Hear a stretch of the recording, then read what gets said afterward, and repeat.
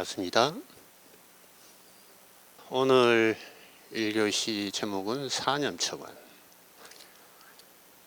사념처관 하면은 가장 핵심적인 단어가 뭔가요?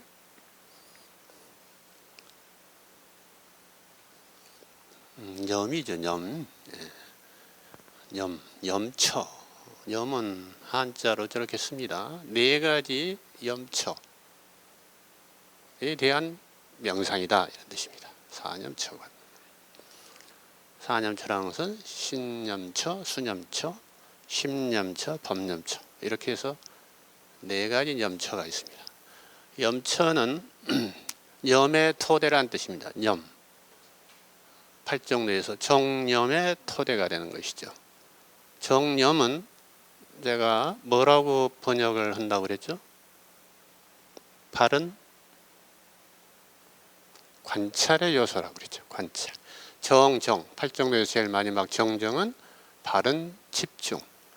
명상의 두 요소로 두 날개를 이야기한다면 관찰과 집중이라고 했는데, 관찰의 요소가 염에 해당되고 집중의 요소가 정에 해당된다.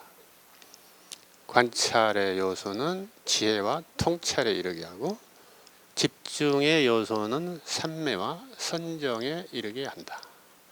그래서 조금 역할이 다릅니다. 팔정도의 제 7번째 정념과 8번째 정정. 사념추가는 8번째 정정이 아니라, 선정이 아니라 7번째 정념 수행을 말합니다. 정념 명상이라고도 할 수 있겠죠. 바른 관찰 명상. 대개 이 염은 사띠를 번역한 것이죠. 사띠. 깨어있음은 곧 알아차림인데, 이 깨어있음도 사띠입니다. 사띠. 팔정도에서 정념의 사띠. 알아차림, 깨어있음, 주의 깊게 바라봄. 그런데 우리나라에는 영어를 번역해서, 영어로는 마인드풀니스로 번역이 돼요. 사띠가 마인드풀니스를 번역해서 마음 챙김으로 번역들을 많이 하고 있습니다. 아마 60-70%는 마음 챙김 수행, 마음 챙김 명상, 이렇게 마인드풀니스를 번역들을 하고 있는데, 보시다시피 사념처 하면은 신, 몸과 수, 느낌과 심, 마음과 법, 이 네 가지에 대한 알아차림, 깨어있음, 주의 깊게 꿰뚫어봄, 바라봄, 이런 뜻이죠. 그러니까 몸을 마음 챙김한다, 느낌을 마음 챙김한다, 마음을 마음 챙김한다, 법을 마음 챙김한다, 마음을 마음 챙김한다. 좀 이상하잖아요. 그러니까 마음 챙김이 10년 하나만 있는 것은 아니라는 얘기죠. 알아차린다. 깨어있는 마음 상태로, 현재의 마음으로 알아차린다. 지금 염을 한번 잘 보시면, 한자 염은 지금 금자가 위에 있고 밑에 마음 심이 있죠. 금심이야, 금심. 현재 마음이다 해서, 현재 마음이 항상 과거와 미래로 분주하게 돌아다니기 때문에 현재를 놓치는 경우가 대부분이죠. 우리의 마음이.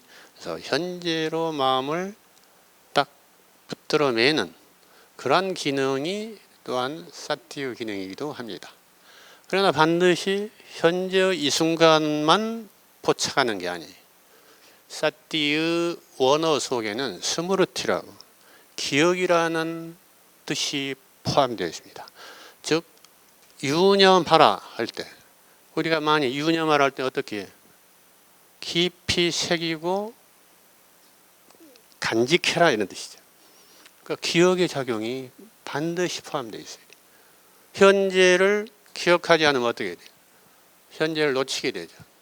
현재의 알아차림을 계속 유지하려면 기억을 하고 있어야 돼요. 이 기억이 꼭 과거만 기억하는 게 아니라 현재도 기억을 해야 한다. 그런 뜻도 있지만, 법념처로 가면은 법념처가 곧 연기관과 연결이 됩니다. 예, 몸이나 감각이나 느낌 그리고 마음, 즉 생각과 감정들을 잘 보고 알아차렸는데 그것만으로 괴로움, 사성제가 완성이 안 돼요. 괴로움이 해결되지 않아. 현상학적인 관찰만 해가지고는. 근데 지금 마인드풀리스에서 이야기하는 것은 상당히 현상학적인 관찰을 강조해요. 미국에서 다시 역수입된 마인드풀리스의 많은 명상적인 치료법들이 현상학적인 관찰에 토대한 경우가 많습니다. 나처럼 이 연기적인 관찰, 과거, 현재, 미래가 왔다 갔다 하고 전체가 맥락적으로 연결되어 있는 구조로서 관찰, 통합적으로 관찰하는 게 약간 좀 결여되어 있어요. 연기관은 맥락적인 관찰이 그리고 전체적인 관찰이고 통합적인 관찰. 결국은 사념처관의 목적도 고통을 해결하기 위해서 부처님이 설정하신 수행법이. 사념처관에서 제일 마지막이 바로 그 대목이에요. 법념처가 바로 사성제하고 연결이 돼. 법이라는 것은 항상 제가 말씀드렸지만 뭐라고 그랬죠? 연기법이다. 연기가 곧 법이고 법이 곧 연기다. 이건 부처님 말씀이에요. 연기를 보는 자 법을 보고, 법을 진리라고 해도 좋죠. 진리를 보는 자, 법을 보는 자는 연기를 보는 것이다. 다른 것을 보는 게 아니라는 이야기예요. 그만큼 연기가 아주 중요해요. 이게 법념처는 연기관의 토대가 되는 거죠. 토대가. 사성체를 현상학적으로 봐가지고 되겠습니까? 사성제라는 건 뭡니까? 그 자체가 연기적인 구조를 가지고 있어요. 고통이라는 현상이 있어요. 근데 그 고통이 발생하는 원인이 있어요. 그렇죠? 고통이 발생하는 원인이 벌써 현상학적인 것을 떠나잖아요. 연기적인 고찰이 이루어지지 않으면 고의 원인을 알 수가 없는 거죠. 그리고 고통이 소멸할 수 있는 길이 있고 고통에 소멸된 상태, 고통이 소멸된 상태가 있다. 이것도 인과관계죠. 발정도에 의해서 니르바나에 도달한다. 고통이 소멸된다. 고통이 일어날 만한 원인, 대개는 가래죠. 가래. 탐욕스러운 가래에 의해서 고통이 발생한다. 그죠? 원인과 결과죠. 원인과 결과. 무엇을 조건으로, 가래를 조건으로 고통이 발생한다. 또 팔정도, 중도에 의해서, 팔정도는 곧 중도라고 이야기했어요. 중도에 의해서, 중도 수행에 의해서 고통이 소멸된다. 니르바나, 열반에 도달한다. 열반을 성취한다. 이게 이제 사성제 아니겠습니까? 이 사성제 하나만 봐도 현상학적인 관찰이 아니잖아요. 그러니까 법념처관에 이르면은 반드시 연기관으로 연결이 될 수밖에 없어요. 자, 법념처관과 연기관은 그 정도로고, 이제 우리 연기, 12연기를 내가 전부 좀 적어봤어요. 무명연 행, 행연식, 식연 명색, 명색연 유깁, 유깁연 촉, 촉연 수, 수연 애, 애연 취, 취연 유, 유연 생, 생연 노사 우비군에. 여기서 우리가 지금 집중적으로 다루고 있는 게 촉, 유깁, 촉, 수의 이쪽 취 여기까지를 지금 다루고 있는 거예요. 자, 우리가 신념처 하면은 몸과 몸의 대표적인 움직이는 호흡 관찰을 이야기를 해왔습니다. 그죠? 예. 근데 이 몸에는 여러 가지 감각이 있죠. 감각이 따르죠. 몸을 관찰하다 보면 반드시 감각을 만나게 돼요. 감각. 그 중에서 통증도 있죠. 통증. 가려움이나 불편한 그런 감각들이 있죠. 그러나 또 선정을 통해서 몸이 아주 편안해지고 가볍고 따뜻하고 온화하고 이러한 감각도 느낄 수가 있어요. 첫 번째 화살을 피할 수는 없지만 두 번째 화살은 피할 수 있다. 이게 부처님의 유명한 말씀이죠. 그 첫 번째 화살이라는 건 뭡니까? 몸은 아플 수 있지만 몸은 아파도 두 번째 화살은 피할 수 있다. 마음은 아프지 않을 수 있다. 이게 또 부처님의 또 다른 경계에서 하신 말씀이에요. 같은 맥락이에요. 같은 맥락. 몸은 아파도 마음은 아프지 않을 수 있다. 자, 수술하신 분도 있고 또 뭐 여러 가지 뭐 굉장히 신체적인 만성 질환에 오랫동안 고통을 겪고 있는 청강생들도 계실 거예요. 그럴 때 어떻게 해야 되느냐? 좌선을 하면은 굉장히 불편한 관절에 문제가 있는 분들이 있어요. 그런 분들은 좌선을 해서는 안 되죠. 어떻게 해야 돼요? 이렇게 앉는 입석 좌선을 하는 게 좋습니다. 근데 입석 좌선도 오래가면 힘들다. 그 정도로 몸이 장애가 있는 분들이 있어요. 그러면 앉기 명상이 반드시 명상의 전부가 아니에요. 행주자와 어묵동정이 모두 선 아닌 게 없다고 선사들이 말씀하셨죠. 그건 부처님 말씀이에요. 부처님 니까에 이미 조금 이따 좀 구체적으로 순서를 제가 수행의 차제를 말씀드릴까 하는데, 행선, 경행, 걷기 명상이 굉장히 중요해요. 부처님 당신께서도 일어나시면 반드시 경행과 좌선을 번갈아 가면서 한다고 말씀을 하셨어요. 경행과 좌선, 즉 걷기 명상과 앉기 명상을 교대로 한다, 이렇게 말해요. 앉기가 불편한 분들은 걷기 명상을 하시면 돼요. 또 좌선만 하면은 막 혼침, 졸음이 오고 몽롱해지고 그냥 잠에 떨어지고, 아니면은 뭐 공상이 너무 많고, 이런 분들은 우선 걷기 명상으로 집중력과 관찰력을 훈련하는 게 아주 좋을 수가 있습니다. 실제로 걷기 명상을 했더니 굉장히 집중과 관찰이 잘 된다고 피드백을 주는 그 명상 수행자들이 굉장히 많습니다. 그래서 걷기 명상을 아주 중시해야 됩니다. 우리 성가에서는 뭐 걷기 명상 그렇게 중요하게 언급을 하지 않아요. 그냥 앉아서 좌선을 주로 하다가 잠깐 휴식 시간에 포행하는 정도, 관절 풀고 다리 저린 거 풀고, 이 정도로 생각을 하고 있는데 그렇지 않아요. 걷기 명상에서 봐야 될 게 굉장히 많아요. 관찰해야 될 게. 자, 육입 6가지 감각 기능입니다. 감각 기능. 육입 속에는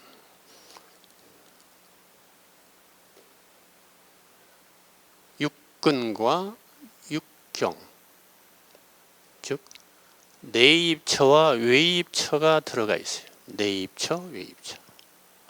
외입처라는 것은 대상이죠. 육형이죠. 내입처라는 것은 육근, 눈에 대해서. 눈은 우리 몸 안에 있죠. 형상은, 사물의 형상은 밖에 있는 거 아니에요. 그것을 이제 하나는 내입처, 하나는 외입처. 그래서 육입이 12처가 되는 거예요. 12처가. 안입이 설신이와 색성향 미촉. 이 육근과 육경이 합쳐지면 12처라고 그러죠. 12처. 이 내입처와 외입처, 육근과 육경이 만나서 식을 이루죠. 눈과 형상이 만나면 안식이 발생하죠. 이렇게 해서 육식이 발생할 거 아닙니까? 그러면 육근, 육경, 육식에서 18개라고 그러죠. 18개. 육근, 육경, 육식, 이것을 촉이라고 그래요. 촉. 육근과 육경이 만나서 각각 식을 이루면 그것을 촉이라 한다. 즉 눈의 세계에서, 시각의 세계에서 봄이라는 경험이 일어난다. 촉은 제가 경험으로 번역하는 게 좋겠다고 말씀드린 적이 있죠. 봄이라는 경험이 일어나요. 봄. 시각, 청각의 세계에서는 들음, 들림, 들음. 그렇죠? 냄새, 맛, 감촉, 이런 것들이 발생한단 말이에요. 촉이 발생하면 어떻게 반드시 수가 일어나요. 느낌이 일어나. 각각의 영역에서 오감, 볼 때, 들을 때 각각 오감에서 그리고 마지막 의근, 정신 영역에서 어떠한 경험이 일어나면 대상과 부딪혀가지고 경험이 일어나면 반드시 느낌이 발생한다 이거죠. 수. 느낌은 세 가지가 있다고 그랬죠. 좋은 느낌, 싫은 느낌, 또 중립적인 느낌. 크게 대별해서. 그 느낌이 일어나면 수 밑으로 내려가요. 수, 상, 사. 즉각적으로 우리 뇌는 눈을 통해서 어떤 형상을 보면 망막에 상이 비쳐요. 망막에 상이 비치면 그게 전기화학적인 에너지로 전달이 돼서 어디로 가냐면 뇌 중심에 뭐가 있습니까? 혹시 아시는 분 있나요? 뇌 중심. 희상이 있어. 희상. 하이포살라머스. 희상을 거쳐서 뇌의 후두부의 시각중추에 전달이 돼요. 그럴 때 시상은 중심부에 변형계라는 것이 있습니다. 변형계. 감정을 주로 관장을 하고 기억을 관장하는 해마, 감정을 관장하는 편도 이런 것들이 분포되어 있어요. 아주 중요한 기능들을 이 시상 부위에서 변형계에서 관장을 하죠. 반드시 어떤 느낌이 딱 전달되면 어떤 상이 들리건 형태가 보이건 소리가 들리건 느낌이 딱 시상에 이렇게 전기 신호가 자극이 되면 해마에서 과거의 경험을 불러일으켜요. 기억을 불러일으켜요. 기억을 연상시킨단 말이에요. 그래가지고 상이라는 게 바로 과거 경험이나 기억에 의해서 분별 판단하는 기능이에요. 지각이라고 그래요. 이걸 지각, 상. 퍼셉션으로 보내요. 수상 할 때 상. 수상행식 할 때 상도 같은 맥락입니다. 싼냐라고 그래요. 싼냐. 과거의 경험이나 기억. 근데 편도고 해마가 나란히 있어요. 기억의 옆에 감정을 다스리는 또 중추가 있단 말이에요. 기억 속에 감정이 바로 동반되어 있다는 얘기. 네, 그러한 부정적인 감정이나 부정적인 기억이 이렇게 같이 나란히 이렇게 저장이 되어 있다가 외부에서 눈을 통해서 또는 귀를 통해서 외부 자극이 오면 어떤 경험이 일어나면 어떤 사건을 경험하게 되면 반드시 나의 과거의 경험이나 기억이 올라와서 그것을 판별하게 돼 있어요. 그게 상이에요. 상. 판별한 다음에 분별하고 판단한 다음에 반드시 사. 여러 가지 이야기를 만들게 돼 있어요. 어떤 신념이나 원칙을 만들게 된다면 예를 들면 빨간 장미는 배가 아프다. 이런 식의 자기 나름의 어떤 신념을 형성한 경우가 있어요. 그래서 그게 쭉 지배를 해요. 미래를 지배해요. 미래를 호령한다고 되어 있어요. 신념의 지배로 신념의 애속을 받는다. 신념의 애속을 받는다. 이렇게 표현을 할 수도 있죠.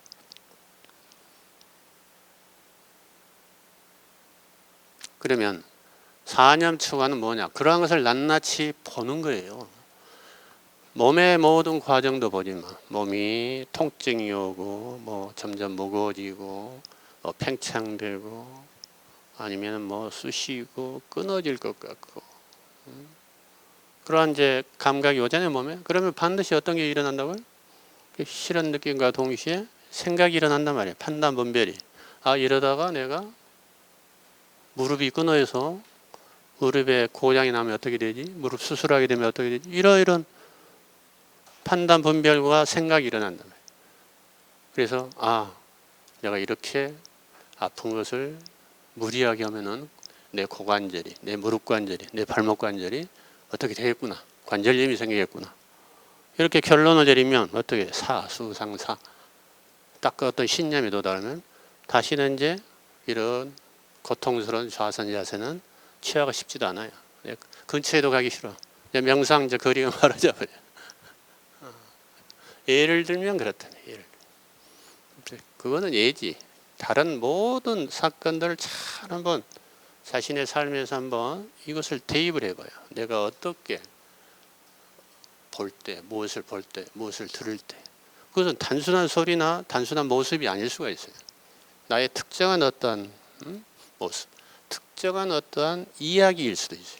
꼭 소리 오니까 뭐 음악이나 뭐 새소리만 생각하는데 상대방의 어떤 말 한마디, 그것에 큰 상처를 받으면 딱 어떤 것이 형성이 된다. 어떤 신념이. 그래서 이러이러한 말을 하는 사람은 나는 상종을 해서는 안 되겠다.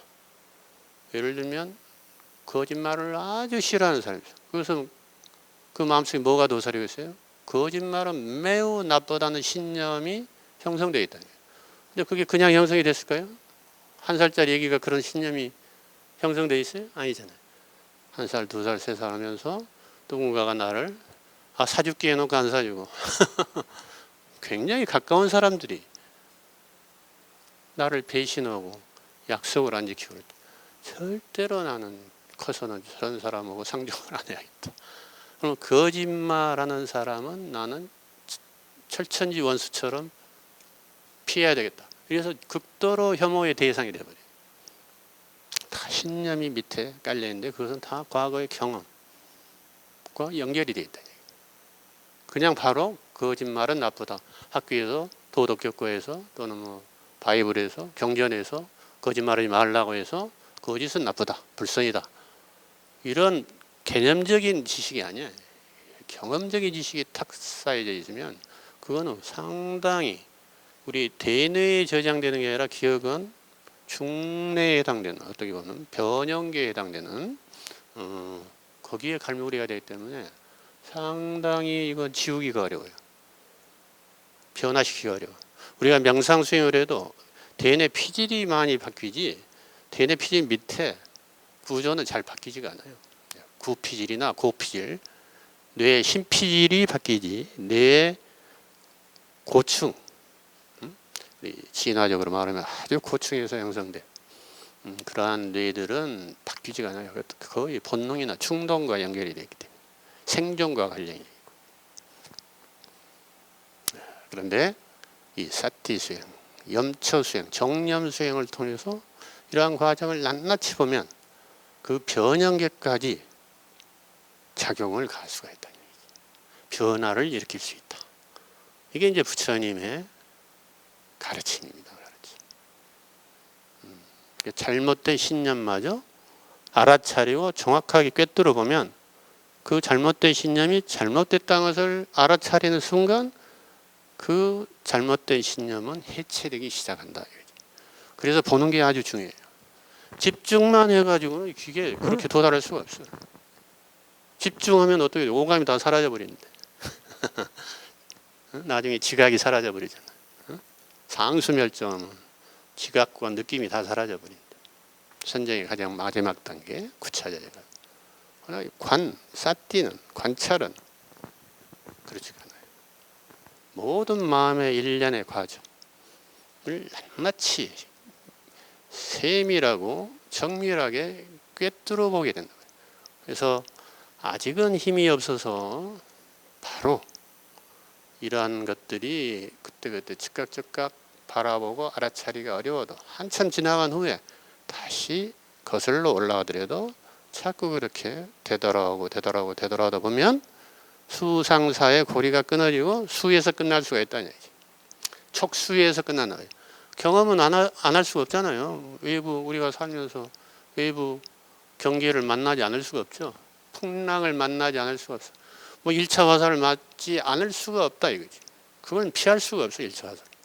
그럼 반드시 수가 일어나는데 수에서 좋은 느낌, 괴로운 느낌, 좋지도 괴롭지 않은 느낌 이렇게 탁 선언을 하고 수 상사이다 이 다음 단계로 연쇄 반응을 일으키는 것을 중지시킬 수 있는 힘이 생길까요? 안 생길까요?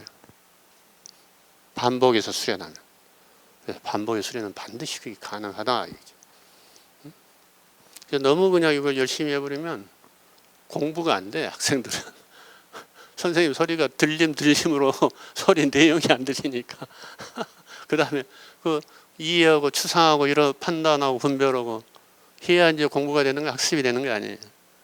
그 공부할 때는 이 vipassana 정념 수행을 하면 안 됩니다. 이게 놔야 되는데 명상센터에서 한 달간 열심히 정념 수행한 사람이 가가지고 아니 멍청이가 돼가지고 그런 경우에 아무것도 안 돼. 그냥 들으면 끝내버려. 그냥 그 현상학적인 관찰만 하다 보면 영기적인 삶이 이루어지지가 않게 되죠. 토막 삶이 되어버리잖아요.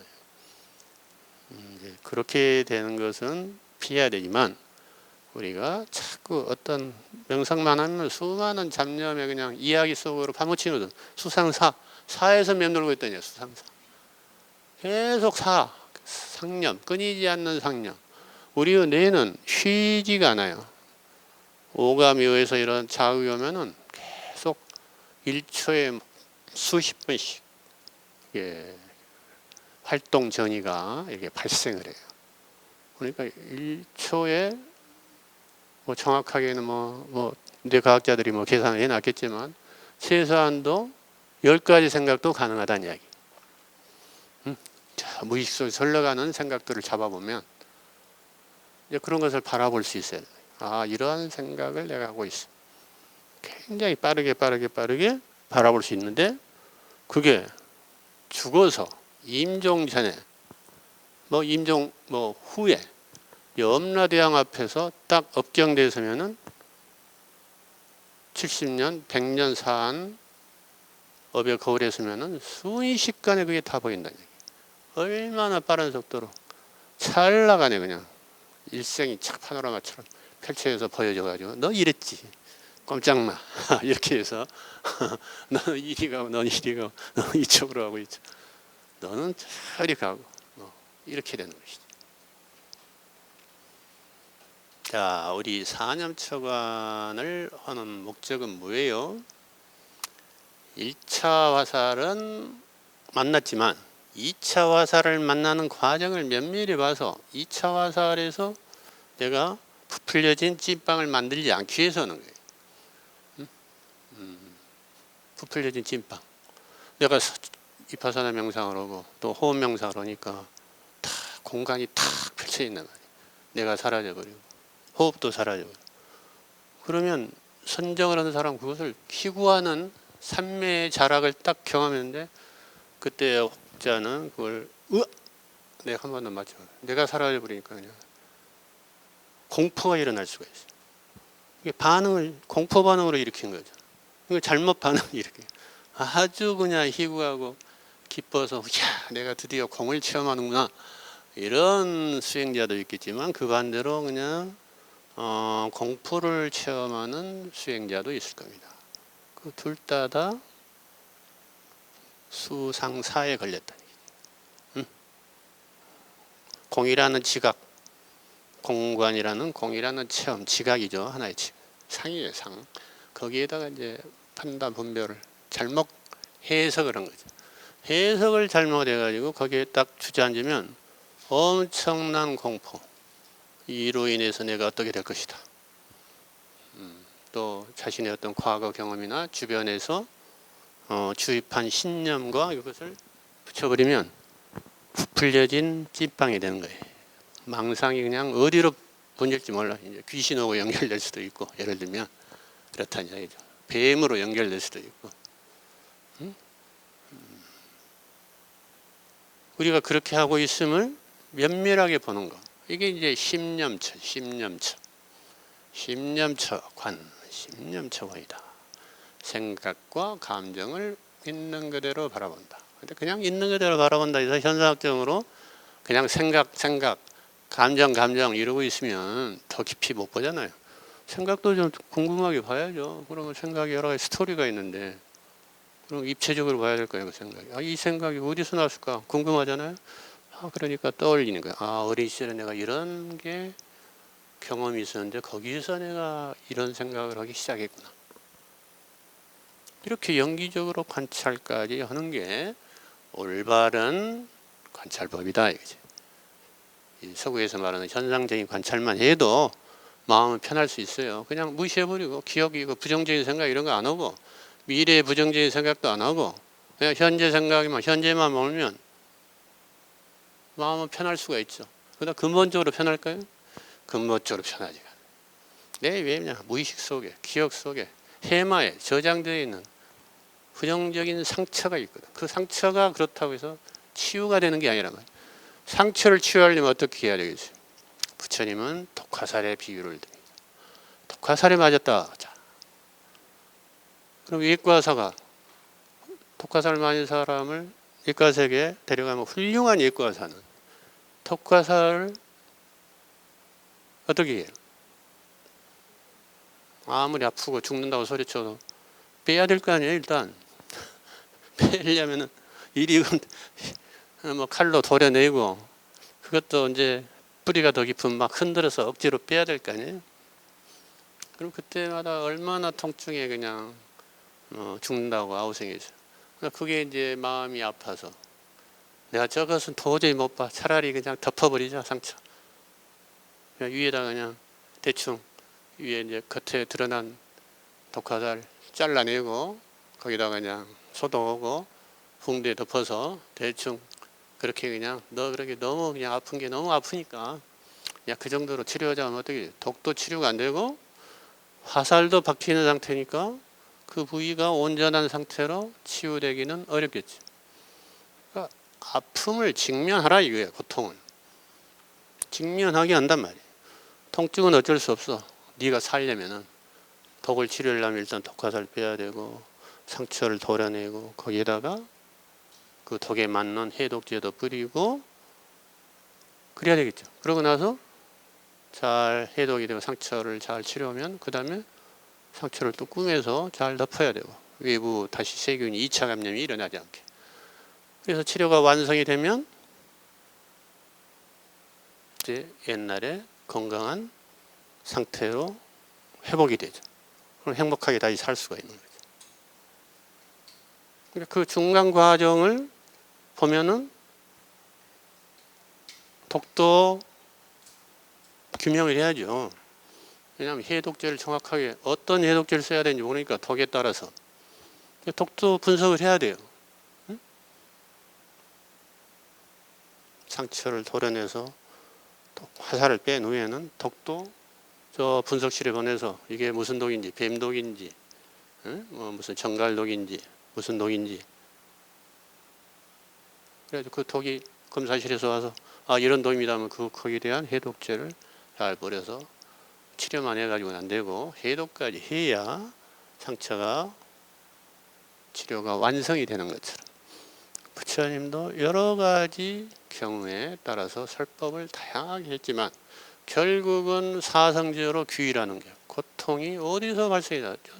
너는 지금 현재 겪고 있는 고통이 어떠한 원인에 의해서 잘 발생하는지 고통의 원인을 잘 관찰하라 이렇게 말씀을 하십니다.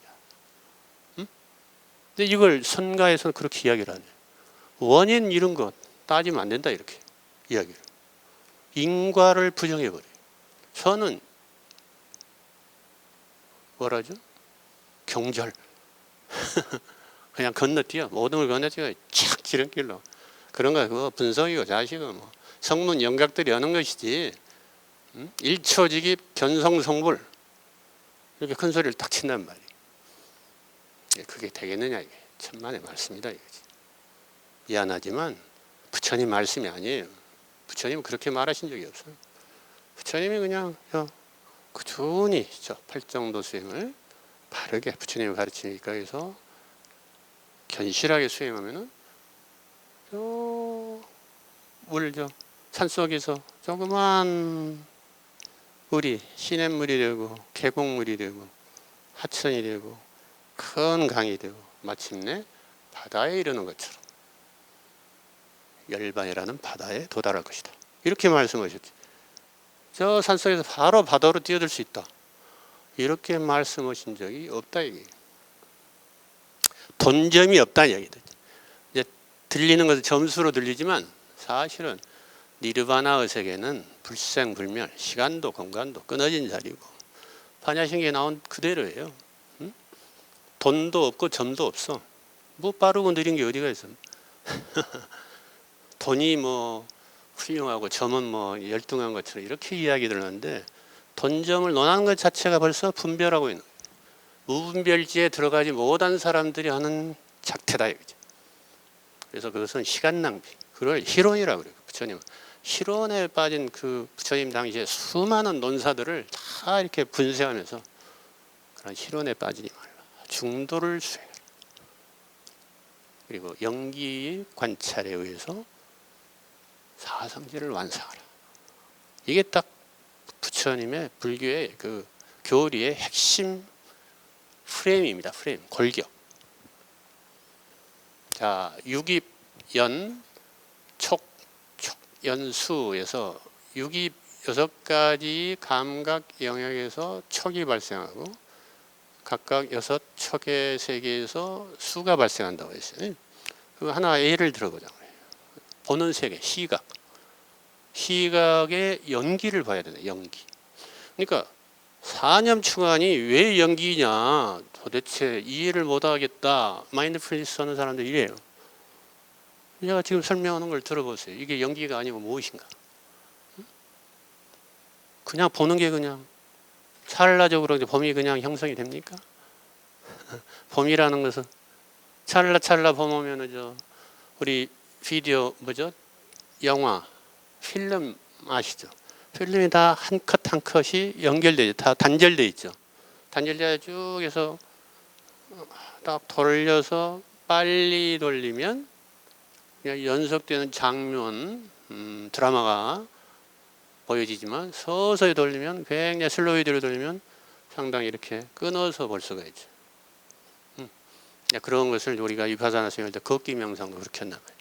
한 걸음 걸을 때도 1단계로 걷다가 2단계로 걷다가 3단계로 걷다가 3단계의 시작과 끝, 그럼 6단계로 걷다가 6단계의 시작과 중간과 끝, 6, 3, 18단계로 드드드드드드드드드 이렇게 해서 한 걸음을 걸을 수가 있다. 가능하겠죠? 그렇게 통찰지는 쪼개서 볼 수 있는 그러한 이제 능력을, 그 관찰력이 그렇게 예리해질 수가 있다. 그래서 껴있음, 뭐 하루 이틀 뭐 껴있는 분들은 가능하지만 마하시 선사는, 미얀마의 그 위파사나 종장 마하시 선사는 40일씩 명력에 껴 있었다고 했어요. 그런 분도 계십니다. 그분은 한 번도 40일 동안 껴 있다면 아이고 내가 이거 잠 못 자고 정신병자 되는 거 아니냐 이렇게 상사, 불안해하고 뭐 떨고 두려워하고 쓸데없는 생각을 하지 않았다. 망상을 피우지 않았다는 얘기예요. 그래서 40일 지나니까 다시 평상으로 돌아가서 또 뭐 몇 시간 자고 잘 때는 자고 일어날 때 일어나고 이런 상태로 돌아온 거죠. 그러니까 수행을 위파사나 수행할 때 그렇게 어떤 그 구비가 있어요. 난관이 있어, 난관. 그럴 때 스승의 지도를 잘 받지 않으면 그것을 잘못 해석해서 엉뚱한 길로 가버릴 수가 있죠. 아니면 부작용에서 헤매서 고통에 빠질 수가 있어요. 잠을 계속 못 자면 불면증이 되어버릴 수 있고 공황장애에 그냥 들어가 버릴 수 있어요. 오히려 공황장애를 치료해야 될 판에 공황장애가 돼가지고 치료받으러 오는 사람이 있어요. 위파사나 명상 수행하고 나한테 찾아온 분들이 있더라 얘기죠.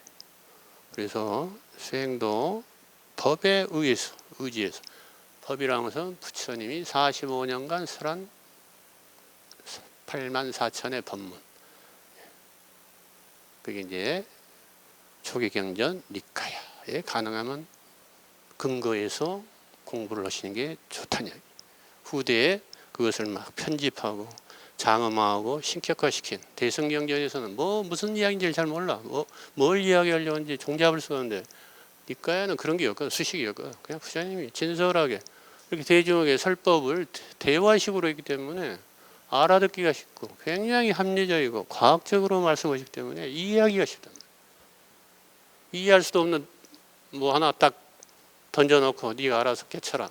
이렇게 무책임하게 지도를 하지 않으셨어요. 그래서 부처님은 설법만 듣고는 막 아라한이 된 분들이 얼마나 많았냐.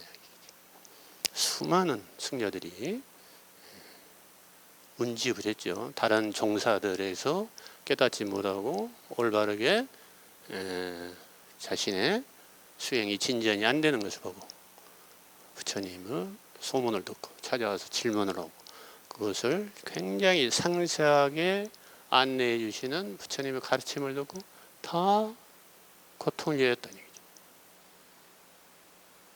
고통을 해결했다. 그래서 부처님에게 귀의했다. 이런 내용들이 뭐 니까에 구체적으로 등장을 하는데 그냥 소설적으로 등장하는 게 아니라 그냥 깨달았다 이게 아니라 내용, 주고받은 내용이 구체적으로 있단 말이에요. 대안이에요. 그것을 공부해야 되지 않겠습니까?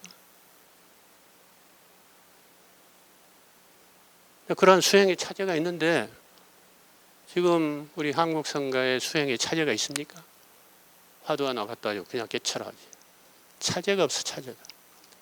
순서나 방법이 없어. 이 단계 자세한 상세한 과정을 설명하는 지침이 없다는 얘기. 자, 시각의 세계는 어떻게 있습니까? 눈으로 형상을 봐요. 그럴 때 보통 우리는 어떻게 생각합니까? 중생들은 내가 무엇을 본다. 내가 개를 본다. 고양이를 본다. 꽃을 본다. 내가 주어와 목적과 동사 이렇게 구성해서 이렇게 생각을 하죠. 표현을 하죠. 그런데 형상을 한번 봐요. 형상. 눈은 좀 나중에 보고. 형상하면은 우리 개나 고양이나 꽃이 우리 눈을 통해서 들어오면 개나 고양이가 들어와서 내 눈 속에 들어와서 망막에 자리 잡습니까? 들어올 수가 없잖아요. 이미 눈을 통해서 들어올 때는 빛의 에너지로 들어오다가 여러 가지 점의 형태로 망막에 상을 맺히게 돼요. 그래가지고 전기화학적인 입자로 변화가 돼요. 전기화학적인 입자에 의해서 시신경을 통해서 정보가 신경 정보가 대뇌 후두까지 전달이 되죠. 빠른 속도로. 그 과정이 굉장히 찰나간에 일어나지만 그 과정에 거쳐서 개가 내 후두부까지 가서 인식을 해가지고 다시 시상에서 어떠한 과거의 경험과 결부시켜가지고 이 개는 어떤 개 이렇게 해가지고 이야기를 딱 만들어서 나는 이 개를 이렇게 봤다. 각자 나름의 개를 봄이 전전도입에서 일어나는 거예요. 전전도입이 통합하는 세계로 다시 이렇게 와서 다시 전전도입으로 와서 통합해서 본다는 것을 완성을 시켜요. 어떤 사물을 본다는 게. 이게 요새 현재 뇌과학이 도달한 내용인데 부처님은 그걸 절묘하게 그렇게까지는 이제 표현을 안 하셨지만 형상도 고정된 실체가 없다. 수많은 것들의 집합체다. 눈도 마찬가지다. 눈으로 우리가 보는 것 같지만 눈으로 보는 게 아니다. 이게. 눈도 수많은 구조로 이루어졌다. 렌즈를 통해서 망막을 거쳐서 망막에서 시신경을 통해서 후두부를 거쳐서 다시 대뇌 피질 전전두엽에서 통합적으로 상을 딱 맺힐 때 인식할 때 시각의식 그런 게 안식이 발생했다 이렇게 되게요. 개를 보았다는 인식이 완결되는 거예요. 안근, 안경, 안식이 그렇게 해서 발생하는 거예요. 안경과 안경과 안식이 서로 연결돼서 하나가 되지 않는 한 보는 것은 불가능하다. 눈으로 보는 게 아니고 더더군다나 내가 보는 게 아니란 말이에요. 근데 이 사람들은 착각을 하고 있어. 우리 인간들은 내가 보는 것으로 착각해요. 내 무의식 내가 구체적으로 보면 내가 보는 게 아니라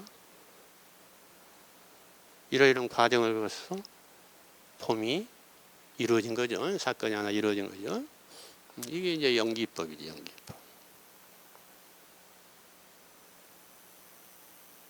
자, 내가 봤다고 하는 세계하고 그냥 본다는 것하고는 천지 차이. 오온과 오치온이라는 이야기를 들어보셨나요? 오온. 우리 나를 구성하는 요소가 5가지다 이거죠. 색온, 수상행식, 수온, 상온, 행온, 식온. 이거 뭐 반야신경에 나오죠. 오온, 개공 올 때, 색즉 시공 올 때 오온에서 색을 가지고 이야기하는 거. 그 다음에 수즉 시공 이런 게 다 생략이 되는 거예요. 상즉 시공, 행즉 시공, 식즉 시공. 이게 색즉 시공 안에 다 포함이 되어 있는 거죠. 오온이 다 실체가 없다, 공하다. 이게 무슨 뜻이냐 이게.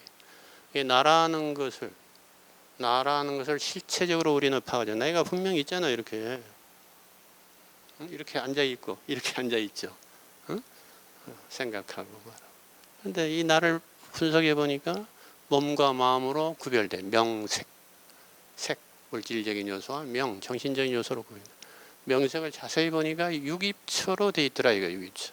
안입이 설신의. 그죠?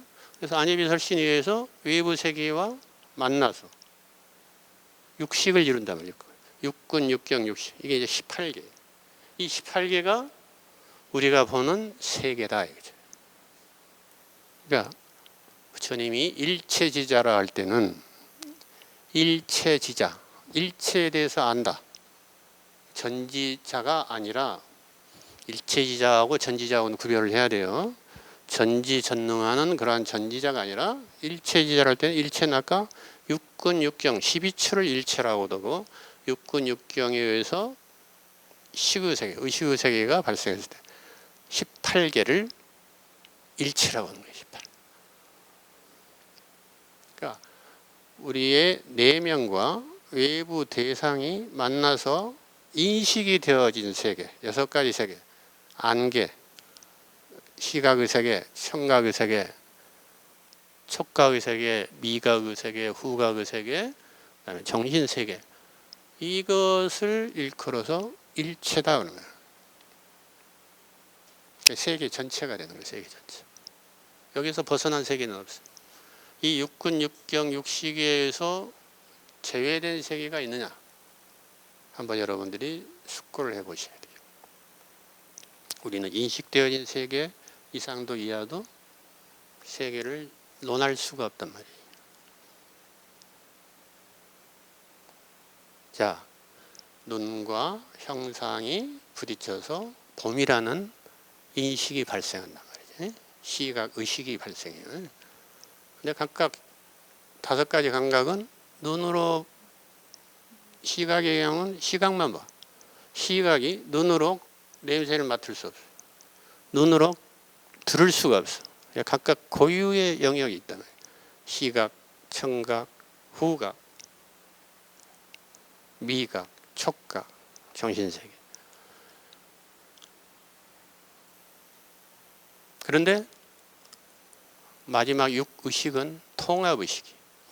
앞에 5개 오감에 인식된 안식, 이식, 비식, 설식, 신식을 통합하는 기능이 의식에 있어요. 통합한다는 이야기는 그것을 무엇을 볼 때는 또 듣는 것도 같이 함께 들을 수 있는 능력이 우리 또 뇌에 있단 말이에요. 그게 전전도예요. 전전도가 다 통합해서 시각증추와 청각증추가 각각 따로 뇌에 분포가 되어 있는데 그것들이 입력된 것을 전부 통합해서 갈무리하고 전전도이 또 뭐라고 통합적으로 인식을 한다. 그게 이제 제6의식이라고도 하고 그걸 이제 나중에 후대 유식학파는 육식에서 더 추가해서 7식과 8식의 기능을 세별해서 더 부연 설명을 하지만 일단 부처님 당시까지는 6식으로 끝나요. 6식. 육의식, 정신, 의식에 다 포함돼.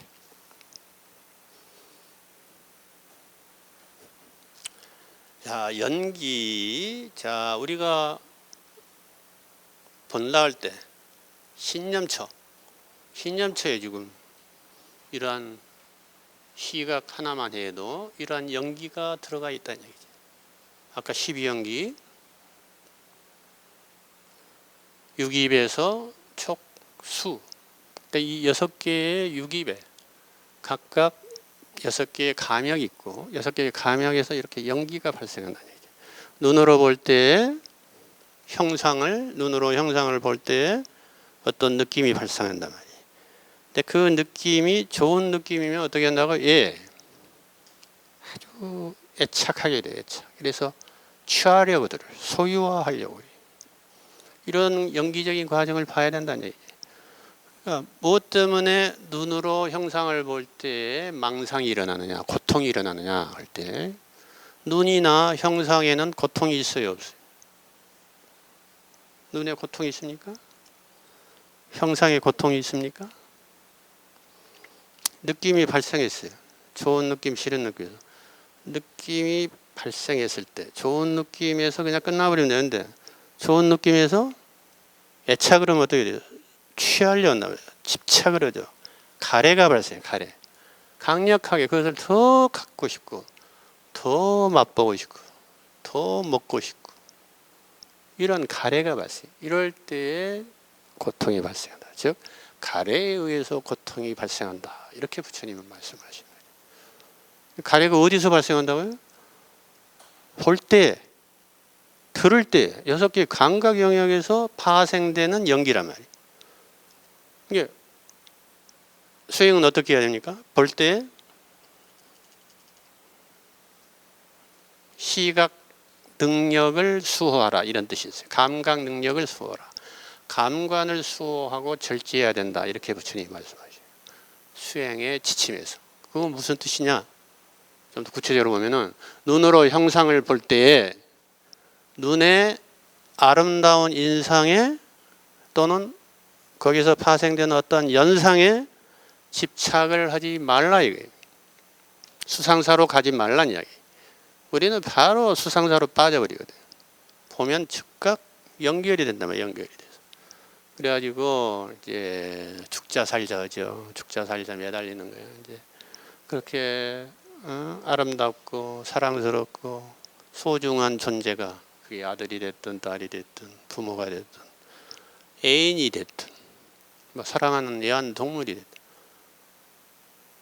어떤 사건으로 불의에 특히 예기치 않게 예상도 못한 상태에서 갑자기 세상을 떠나면 얼마나 비탄에 빠집니까? 이 세상이 무너지는 것 같고 나도 같이 따라서 죽고 싶은 그런 상태가 되죠. 그것은 사랑하고 애착했기 때문에 그러죠. 사랑하고 애착하지 않았다면 지난 시간에 말한 것처럼 단막증에 있다면 그 정도로 흔들리진 않죠. 잠깐 비통하고 떠날 때가 됐구나. 내가 한없이 너하고 같이 있을 수는 없고 내가 너를 소유할 수도 없으니까 이렇게 선선히 보낼 수 있는 사람하고 그냥 그 사람하고 딱 내가 한 몸이 돼가지고 네가 죽었으니 나도 따라 죽어야 한다. 동반자살 같이 하는 경우도 있잖아요. 극단적으로는. 그리고 죽지는 않아도 네가 이제 없으니까 나도 즐거움을 앞으로는 누리면은 죄악이야. 죄책감에 달아버리고 극단의 슬픔과 비통에서 계속 빠져 있어야만 그 죽은 사람에게 보답을 하는 것처럼 잘못된 해석과 신념에 빠져 있어 영원히 그 늪에서 비탄의 늪에서 절망의 늪에서 헤어나오지 못하는 경우도 있어. 이게 우리 중생들의 삶의 실상입니다. 현주소예요. 그것을 꿰뚫어 보라 이거예요. 그게 연기관이라는 연기관. 응?